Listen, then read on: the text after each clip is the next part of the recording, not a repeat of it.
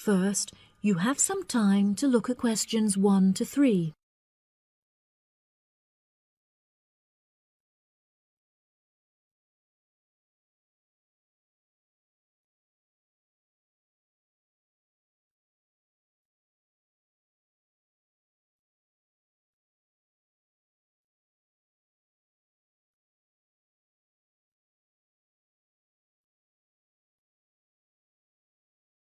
That'll be $23. Right, there's your change. Have a nice trip. Oh, I'll just get your bags out of the boot. Thank you very much. Now, George, let's find the check-in desk. Yes, but with all the changes they have made here at the airport, I'm not sure where the check-in desk is. I know, it's strange, isn't it? Why don't we ask for help? Good idea. What about that man sitting down over there? Which one? The one with the hat on and in the trolley? No, the one with the uniform behind the table. I'll ask him. Excuse me, could you tell me where the check-in desk for France Air is, please? Oh, let me think. The best way to get there would be to turn left at the end there, where the cafe is, and then go straight ahead until you're opposite the departure gate's entrance. Oh, no. Sorry. It might be quicker to turn right as soon as you get past the cafe, and keep going along the corridor until you come to the sliding doors at the end. On the left. Yes, that's it. All the check-in counters are in a hall there. I'm pretty sure France Air is directly to your left as you walk in the hall. Thanks a lot. So, it's the left past the cafe and then right opposite... The bookshop. You can't miss it. Come on then, Lisa. We don't want to be late, and I want some time to get a cup of coffee and look around the bookshop. OK, George, but I want to go to the restroom first. I'll meet you at the check-in desk.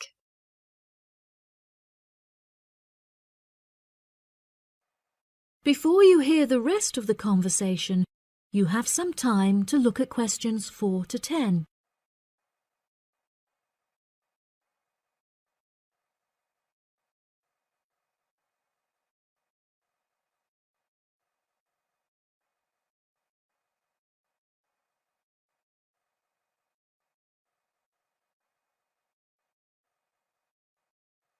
Now listen and answer questions 4 to 10.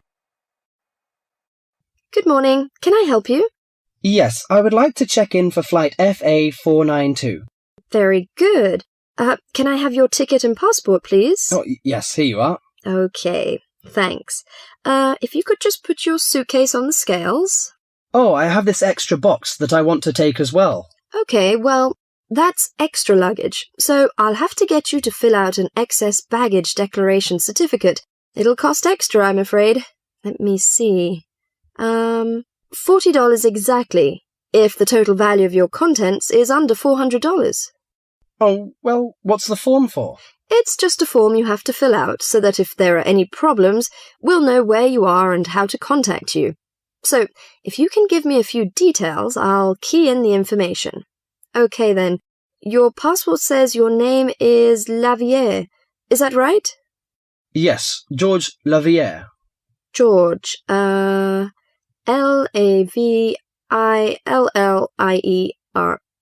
Good. Now, nationality. French? No, wait a minute. It's a Swiss passport.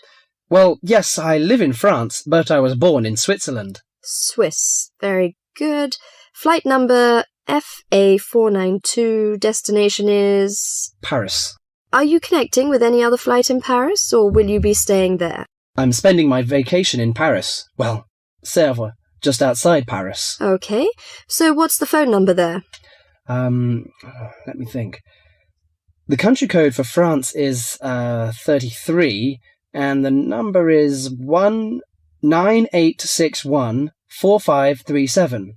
Right, so that's 331-9861-4537.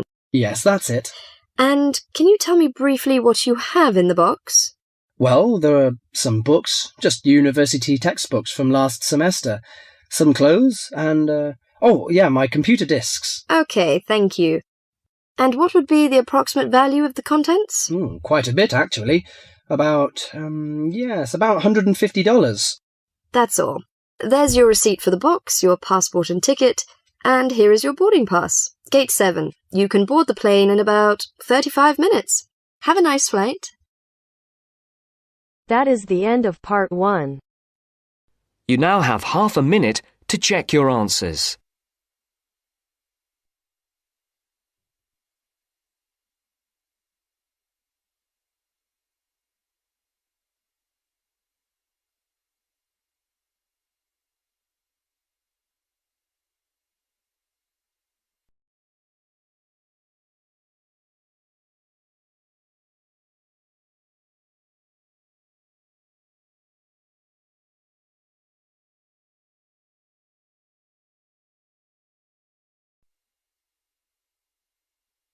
Now turns to part 2. Part 2. You will hear a talk by a tour guide. First, you will have some time to look at questions 11 to 17.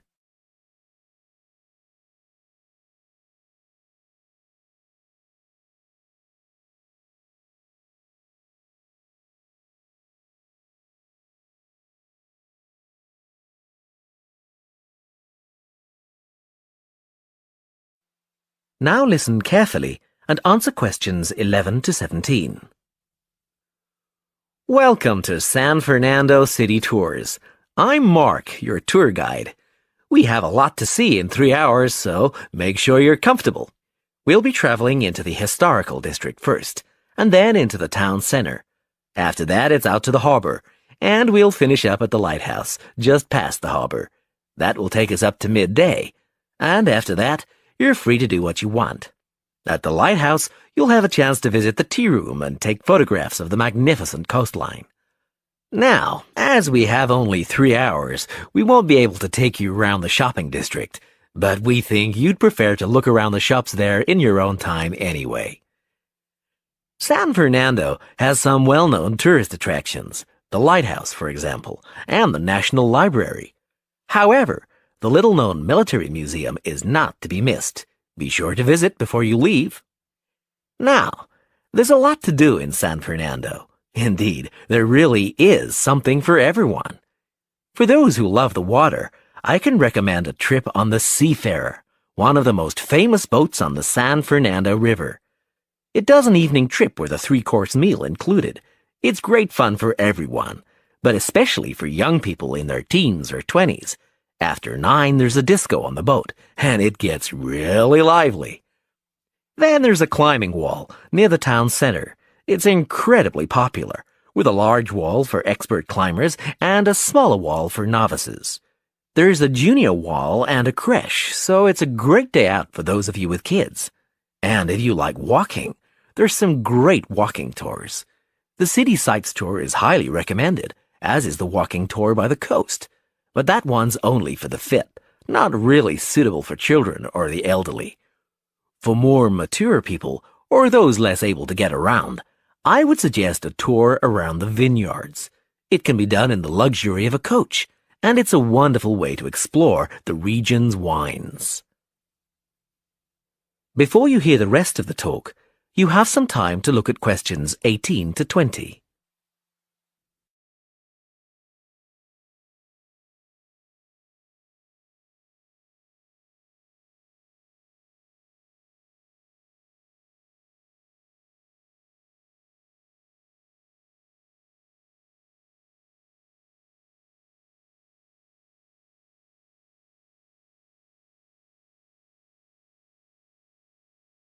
Now listen and answer questions 18 to 20.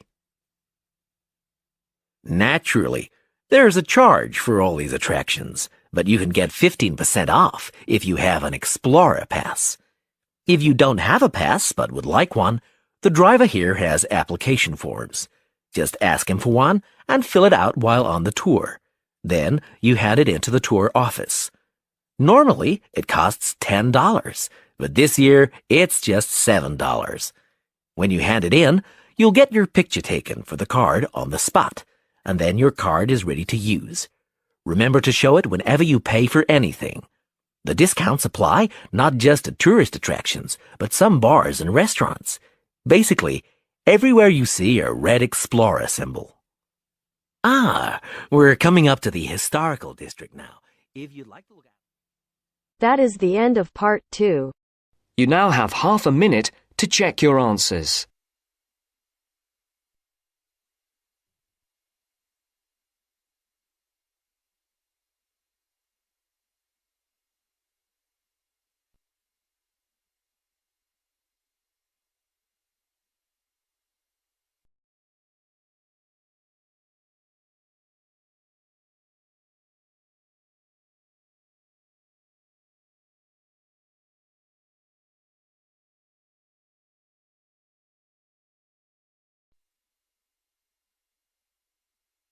Now turns to part 3. Part 3. You will hear a tutor and 2 students discussing the best ways to study. First, you have some time to look at questions 21 to 25.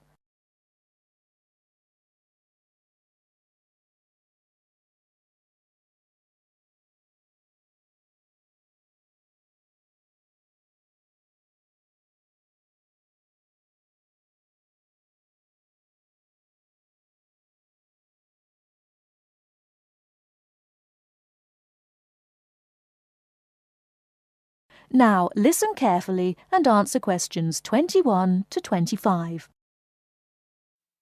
Well, how are you both settling in? Fine. Yes, no problems. So far, anyway. Good. Remember that as your personal tutor, I'm here to help you if you do have any difficulties. Now, as you know, lectures start on Monday, so I thought we'd look at a few ways of making the most of them, especially in terms of the notes you take. Let's begin by thinking about what you can do before you even go to the lecture. Any ideas? Make sure you're up to date with all the background reading, so you know plenty about the subject already. Yes, that's essential. The lecturer will assume you have that knowledge. Anything else, Carlos? Well, check what the topic's going to be. Of the lecture, that is. I'd go a bit further than that and consider what the content may be. Then you could ask yourself some questions that you want answering and listen out for the relevant information during the lecture. Okay. Now that brings us to the lecture itself and the actual business of writing notes. But there's a lot to deal with there, so we'll come back to that later. What I'd like to do for the moment is continue with the process of note-taking and move on to the next stage. Any suggestions for what that might be? When the lecture is over, you mean? Yes, once you're able to sit down somewhere quiet with your notes. Read them? More than that, you need to make sure they'll still make sense to you weeks, months later. Edit them? Yes, that's what's needed. It's well worth spending a few minutes on it. Any missing words, anything difficult to read, things you didn't have time to jot down, now is the time to do so, while everything's still fresh in your mind. Right. And after that, when's the best time to revise them? When do you think, Carlos? I'd say just before the next lecture, in the same subject. Precisely. That's a vital time to look at them again, for obvious reasons. But it's definitely not the only time. When should you revise them again? A month later, maybe? Sooner, and much more often than that. I'd recommend you look at them again once a week. That's why it's so important they're complete and easy to follow.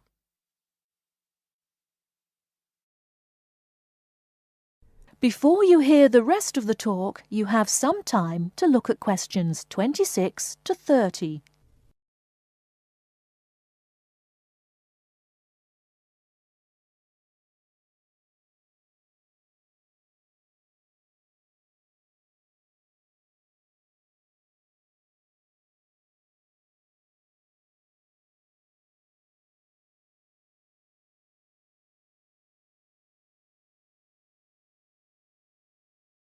Now listen and answer questions 26 to 30. Right. Let's go back to note-taking and begin with the basics before the lecture has even started. What should you do when you walk into the room? Get a good seat. At the front if you can. where you can hear clearly and avoid distractions. Yes, though obviously others will have had the same idea, so it's as well to get there a bit early. So, when the lecture's underway and you're busy jotting things down, what should you try to ensure? That you're getting all the main points. And what if you don't catch something you know must be important? I'd leave a space. Then I could check it later, perhaps by asking a question at the end and fill it in afterwards. That's an excellent way to deal with it, yes. And there's something else I'd like to mention here. Talking about going through notes afterwards, it's absolutely vital that what you write is legible for one very good reason. It saves time. You'll waste many hours during the course if your revision is held up because you can't read what you've written. Okay, what else can we do to make listening and note-taking more efficient? Well, I always listen out for signpost words. Sorry, what are they? They're the ones lecturers use to say where they're going. A bit like a signpost at a road junction, I suppose. Things like, the first reason is, however, to sum up, and so on. Yes, they can tell you when something important is coming, and help you organize your notes, too. Is there anything else you can add, Carlos? There's something I think's very useful, but it's later, after the lecture is finished. That's fine. Go on. Well, what I do is go through what I've written down, summing up the main points in a few words in the margin, on the left-hand side of the page. I try to use words that'll jog my memory, so that I can remember what everything's about when I look at them again. Yes, that can work very well. What some people do to review their notes is cover up their full notes from the lecture, maybe with a piece of paper or a card, and concentrate just on what they've put in the margin, trying to recall the details. Then they move the cover down a little and check whether they were right. Or you could put your main points on another piece of paper and clip them together. Instead of covering and uncovering, you just hold a page in each hand. Sure. It's down to personal preference, really. Everyone has their own learning style. That is the end of part 3. You now have half a minute to check your answers.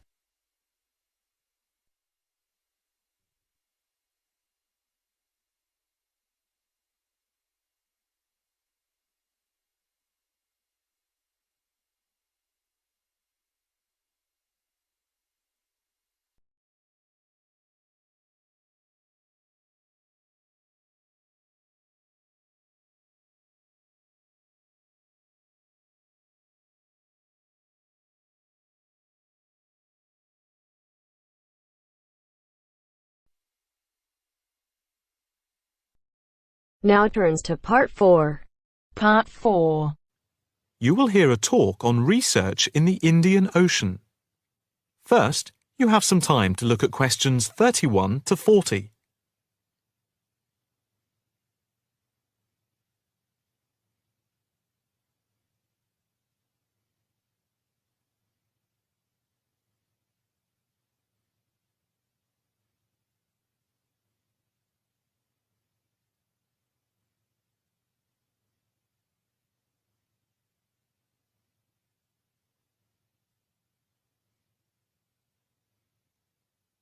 Now listen carefully and answer questions 31 to 40.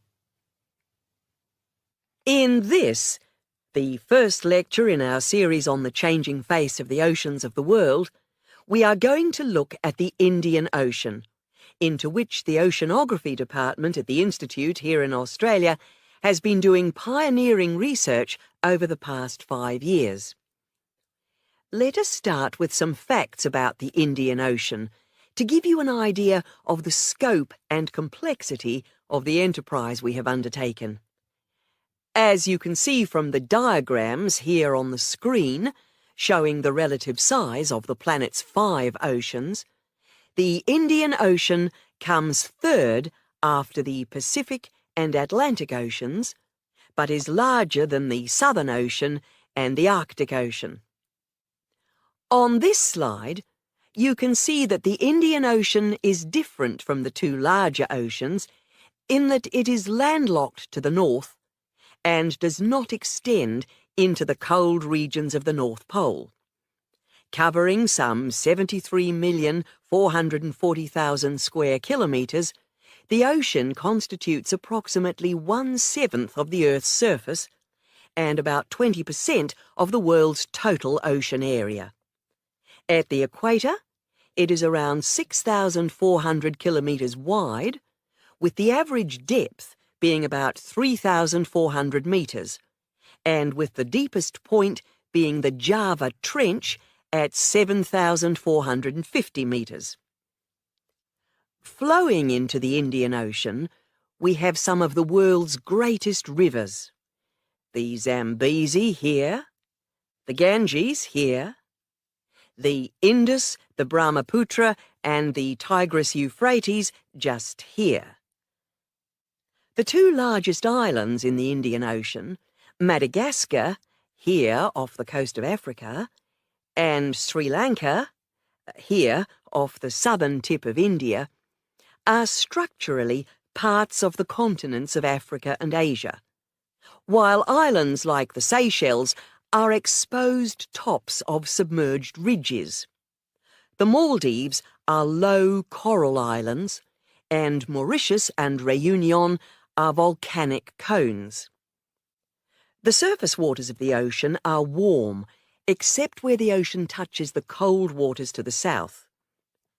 A network of scientists, mainly oceanographers and meteorologists from around the world, are monitoring changes in the ocean's temperature and acidity, especially where it meets the Southern Ocean, in order to see how global warming is having an effect on the waters there.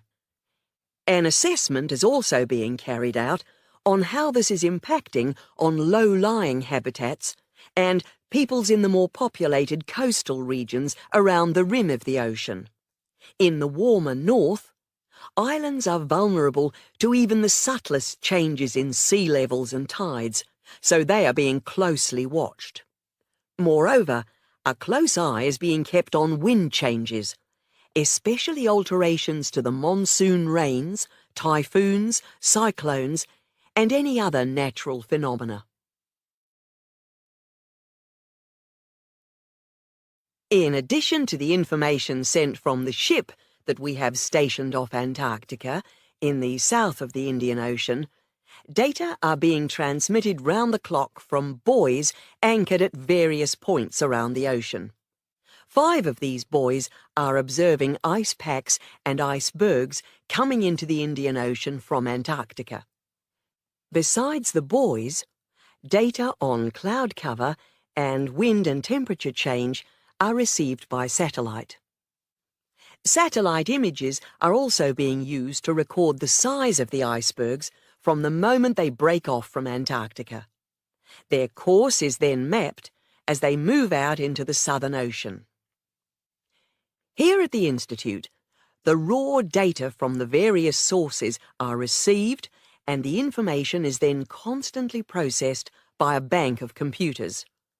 Once the data have been collated, the next step in the process is the analysis by experts here and at centres around the world, looking for even the slightest shift in patterns of temperature, wind, and sea levels.